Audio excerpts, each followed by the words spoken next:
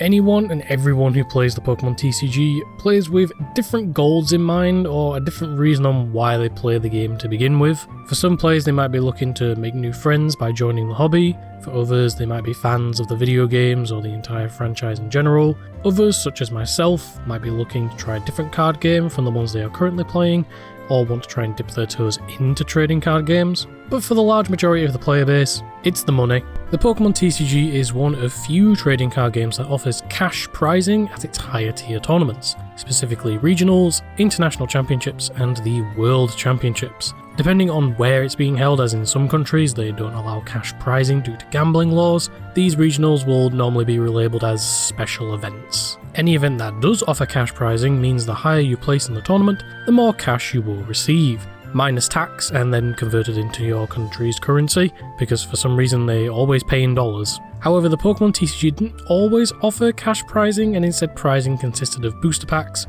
trophies, scholarships, and exclusive promos. But starting with the 2004 World Championship, cash prizing became another incentive for players when competing at these events. And depending on your result at the end of the tournament would dictate how much you would earn, as the cash prizing wasn't just rewarded to the top place finishers. Over the years, the prizing for the game has only increased over time. Looking back at how much you would receive from older events, it doesn't seem like a lot, but inflation is a thing, so while $7,500 sounds a little low for today, back then that was a lot of money, and it gave players another thing to strive towards and aim for, because let's be honest, attending all these Pokemon events can be very expensive, especially if you are travelling abroad or travelling by yourself. So you at least want to make back some of the money that you spent attending, and because cash prizing was now a thing, many players would opt to choose and play the best decks in order to make the top spots. After all, money is on the line, so why would you play anything different? And over the many years of the Pokemon TCG, all of these decks have performed to varying degrees of success. You'll find that some decks have made a lot of earnings but have very few wins or tops, mainly because so many people were playing the deck, so it made up a lot of the event's top cut. However, that begs the question, what deck has made the most money and has been the most successful for players in the Pokemon TCG? Well, that title has changed a lot over the many years of this game's life, especially with the increased prizing over time, and in a few months after this video, that title might have already changed. However, the current number one deck was everywhere at events, from the day it released to the day it rotated. The deck that just would not die and survived its entire 3 years of legality. Each rotation the deck would lose a huge chunk of support, but with each new set the Pokemon Company just kept giving it new support, more cards to play with and cards that replaced what was lost. A deck that racked over well over $1.5 million in earnings, making more than double some of the other decks that were also around during its time. A deck that so many people loved, but equally so many people hated, including myself. And this deck is one that only just recently rotated this year. Gardevoir EX from Scarlet and Violet. Gardevoir EX was released all the way back in March 2023 in the set Scarlet and Violet, the first main set of 2023 and the start of a new rotation. And this card upon its reveal was already hyped up to be one of the best decks for the season. For those of you who don't know what this card does, Gardevoir EX has the ability Psychic Embrace and the attack Miracle Force. Miracle Force did 190 damage and Gardevoir recovered from all special conditions. I mean, it's alright, but the main reason this card was so powerful was its ability Psychic Embrace. As often as you like during your turn, you may attach a basic Psychic Energy card from your discard pile to one of your Psychic Pokemon. If you attached energy to a Pokemon in this way, put 2 damage counters on that Pokemon. You can't use this ability on a Pokemon that would be knocked out. This ability was insane. At the cost of placing some damage counters on your own Pokemon, you could just recover any amount of energy from your discard and power up any Psychic Pokemon with as much energy as you had available. And there were some very powerful Psychic type Pokemon to choose from during this time. Gardevoir from Chilling Reign and Zacian V from Celebrations being the main choices for this deck. Both of them had identical attacks that did more damage for each Psychic Energy attached to them. Plus they both had very strong abilities as well. Gardevoir's Shining Arcana ability lets you look at the top 2 cards of your deck and attach any basic energy you find there to your Pokemon. But if you didn't find any energy, you just add the cards to your hand instead. So the ability basically said, draw 2 cards with literally 0 downsides. and Zacian V's ability lets you search your deck for a Psychic Energy card and attach it to one of your Pokemon, but at the cost of ending your turn. Still a very powerful ability, especially if you were going first, as it lets you get an extra energy attachment. There was also Cresselia, which let you move 2 damage counters from each of your Pokemon to one of your opponent's Pokemon. A very strong option for dealing with bench Pokemon, as well as letting you heal off the damage counters placed from Gardevoir's ability. And lastly, there was Mewtwo V Union, specifically the attacks on the leg pieces. Psysplosion lets you put 16 damage counters on your opponent's Pokemon in any way you like, and Final Burn did a flat 300 damage with no downsides. The only problem being, it was a V Union Pokemon. However, Gardevoir didn't just have amazing attackers at its disposal, but also amazing support Pokemon as well as items and supporters and so on. Radiant Greninja lets you draw 2 cards at the small cost of discarding an energy, and with this deck you want your energy in the discard.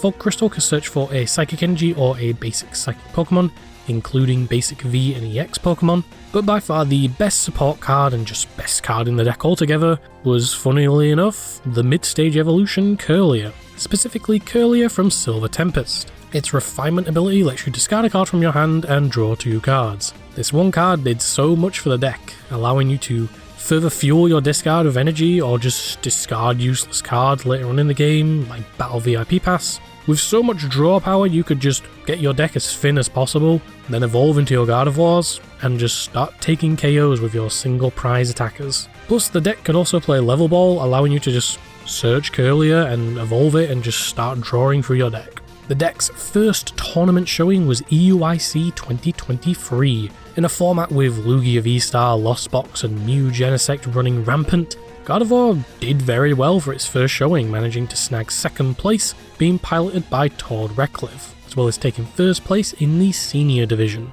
At the time, there were 2 different builds of the deck players could choose from, builds that played Mewtwo V Union, and builds that didn't play Mewtwo V Union. Gardevoir was the new threat to deal with, and not long into its life, the deck managed to steal its first regional win at Milwaukee, and over the course of the 2023 season, the deck would grow stronger and stronger with each new set. Paldea Revolved gave us Iono, which you think would be a good counter for the deck, given how many cards it draws, but Gardevoir just didn't care.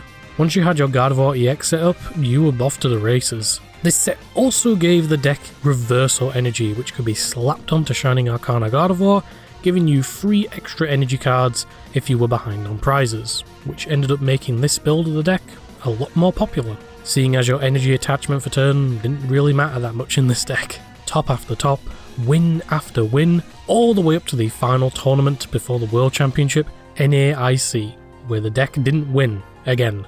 But it was the 2nd most successful deck of the event, just behind Arceus, with 44 top place finishes. And then there was the 2023 World Championship, where again, the deck had a huge dominance, being the 3rd most successful deck behind Lost Box and tied with Mew Genesect. Sadly, the deck didn't take 1st place, but did manage to claim its 2nd place, once again being piloted by Tord Recliffe. Incredibly impressive for a deck that's only a few months old at this point. Moving into the 2024 season, the deck just couldn't be stopped, and with each new set, the deck just kept getting more and more support. Earthen Vessel letting you search for energy cards and also fuel your discard, Professor Turo letting you pick up an easy to knock out Pokemon or a damaged Pokemon, Mew EX for more draw support as well as having free retreat, and its attack genome hacking could copy the attacks of your opponent's active Pokemon. However, by far the best card the deck received during this time was a brand new attacker,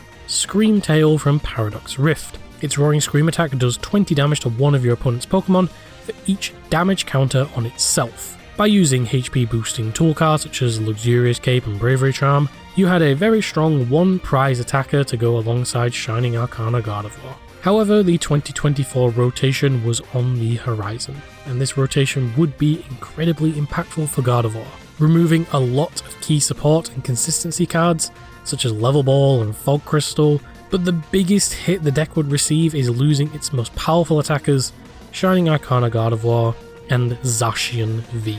Post-rotation, Gardevoir was starting to see less and less play. Lists were trying to adapt by playing cards such as Banette EX, which could item lock your opponent, and Drifloon, which had a similar attack to Screamtail, doing more damage for each damage counter on itself. but the deck's power and consistency was just not really the same anymore. It was still a strong deck and did top a few regionals, but its performance and presence in the format would start to dwindle over time. However, one singular card would shoot this deck's power through the roof. This one card brought Gardevoir back into the format and cemented it as one of the best decks the game has ever seen. This one card became one of the most impactful cards of the entire format, and to this day is a staple in so many decks that can use it. That card being Monkey Dory from Twilight Masquerade.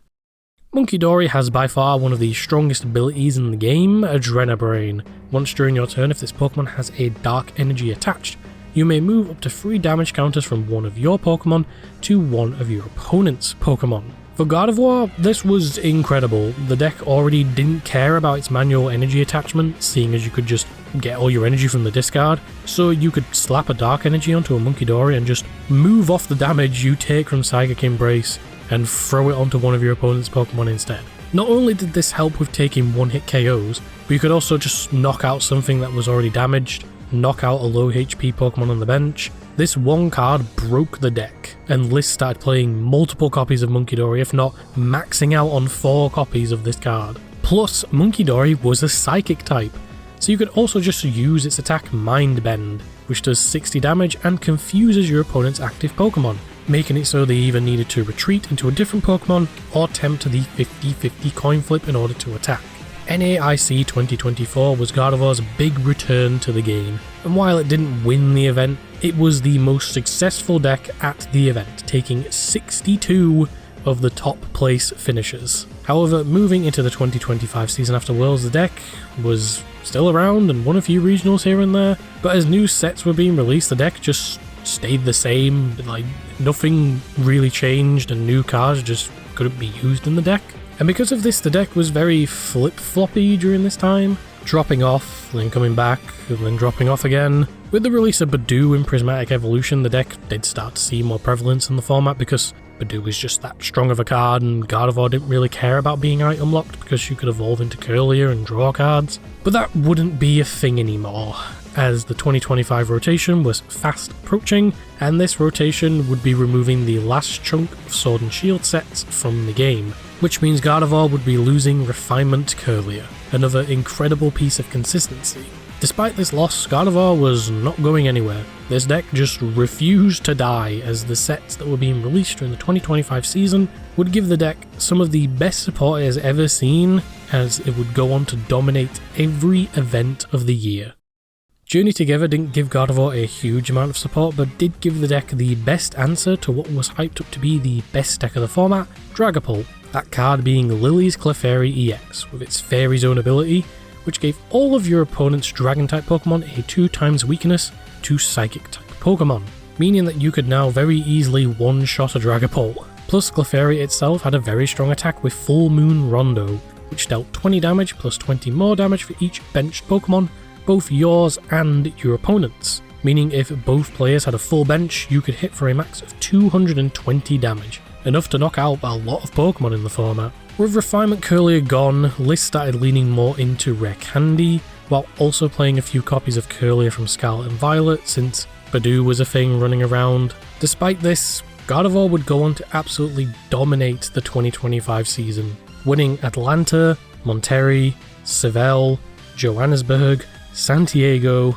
Melbourne, Portland, NAIC, and even the 2025 World Championships. It was unstoppable, and during this time the deck received even more support, with Frillish and Jellicent from White Flare, which were basically psychic versions of Badoo, which made them a slightly better choice. Jellicent was a very powerful card, as its item lock was on an ability, and that ability also stopped tool cards from being played. So your plan was to trap a support Pokemon or a high retreat Pokemon in the active, and just swap between two of them while you Adrenabrain your opponent's entire board.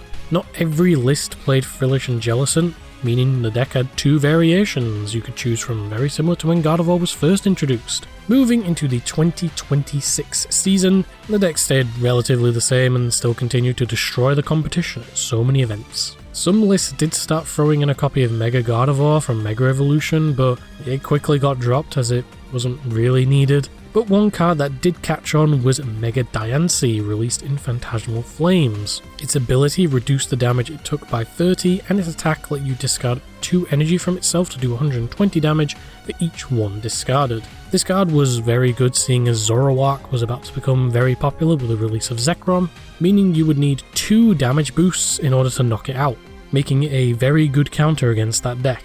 However, the inevitable was on the horizon, the 2026 rotation, which would be removing all G-Block cards from the game, aka the first block of Scarlet and Violet sets, meaning that Gardevoir would be leaving the game for good. Once April 10th rolled around, Gardevoir EX was gone. Many players said their goodbyes to one of their favourite decks, a deck that got them their first top or their first regional win, and many players were also throwing parties in celebration that the witch was dead, a deck equally as loved as it was hated. During its 3 years in the format, Gardevoir made an astounding $1,645,750 in prizing, and earned players 22,476 championship points. The deck had 175 regional top 8s with 33 wins, 46 international top 8s with 4 wins, and 8 world championship top 8s with 1 win. Gardevoir was the deck that just refused to die. Surviving multiple rotations, the deck just kept going and kept receiving more and more support that kept it alive and developed it into a ridiculously strong deck. A deck that went on to dominate multiple seasons and multiple events, taking top after top, win after win. In some cases, if you weren't playing it, then you were most likely losing to it. Gardevoir EX has easily cemented itself in history as one of the most successful decks ever made, as well as being the highest earning deck of all time. Until Dragapult makes this video obsolete in a few months.